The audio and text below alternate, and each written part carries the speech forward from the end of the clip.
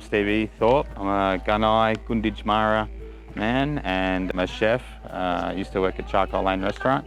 We're here today in the Maribyrnong Council at the Pipemakers Park and we're making damper. We've made some breads here, so some lovely sort of saltbush mix in there. And that's going to be served with our stew that's got warrigal greens in there. And we have a dough here that we're just going to work on, and the participants are going to make their own dough. And we've got a number of spices there, native spices that we're going to utilise. And they're going to wrap it around some sticks that have been collected and cook it over the fire.